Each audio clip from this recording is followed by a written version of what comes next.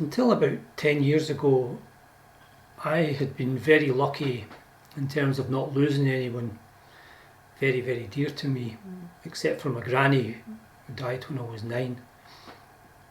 But in the past decade or so, I've lost a lot of the people who I loved most in life, starting with both my parents who died coming up for 10 years ago now, 3 weeks apart. Dad had been ill, seriously ill and declining after a series of strokes in the year 2000, and so he had been declining for about a decade, and that was hard to see this once really vibrant, almost too vibrant man with ideas and strength of character and the ability to turn his hand to anything, slowly declining so that he needed a Zimmer and unable to play golf anymore, unable to garden anymore, and then finally sort of bedridden. And my mum looking after him, but my mum, you could see her getting tireder, and then eventually she had cancer, and so the two of them were now then essentially bedridden in the last months of their lives. And it's hard to actually understand what's going on in your mind as those things happen. We have a tendency to try and suppress our feelings about it, our fears, our worries, by getting on with helping them, doing the practical stuff, the cleaning around them, the getting them a cup of tea, the sort of casual, sort of easy conversations to just keep the conversation flowing.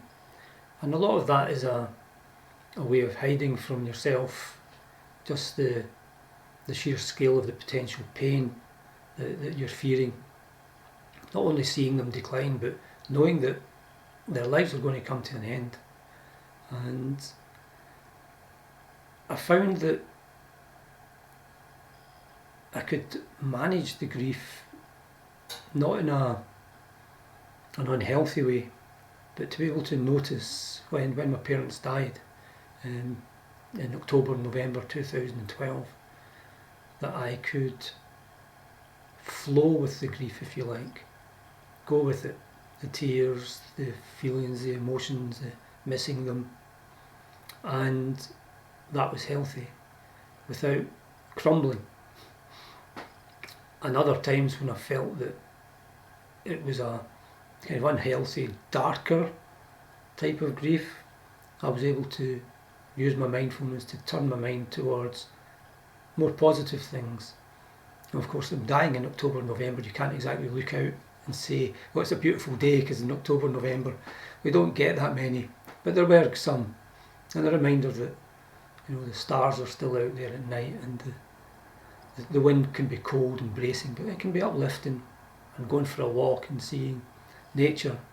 So I was able to do that, to turn my mind to positive things and healthy things.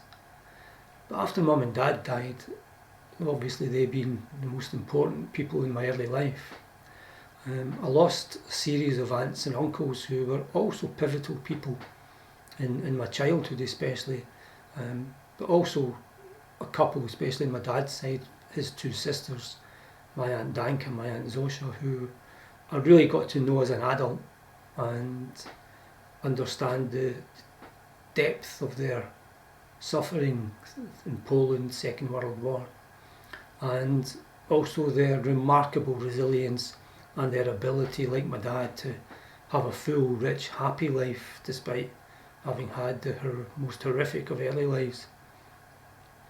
And so I lost them, and I still miss them. But then we got hit by a double whammy in the space of 6 months, just a couple of years ago, coming up for 3 years ago now, when I lost my brother, David, aged 57, to cancer. And 6 months later, my sister Maria, to the same horrible disease. She was 67. And they are part of my existence. All my childhood, I had this bond with my many siblings, my brothers and my sisters. And for the first time with David dying, that was broken. That was the bond wasn't broken, but the unity of all of us being alive was gone. And it's painful, it's still painful to have lost probably about 8 or 9 people I love in the space of a decade. But what I have found is, because of this practice of mindfulness I do several times every day, the feeling that comes through is gratitude. Gratitude, being thankful that I knew these people. I had such a good childhood. I had such interesting and rich parents, and rich in the sense of having full of depth in life. And my mum especially, just the sense of kindness that kind of poured out of her. And you can both miss someone and just be really happy that you knew them. So you can have the sadness and the happiness together. I guess that is what bittersweet means. But bittersweet tends to emphasise the negative. What mindfulness helps me do is emphasise the sweetness, emphasise the beauty and the joy of having known people. And the joy continues.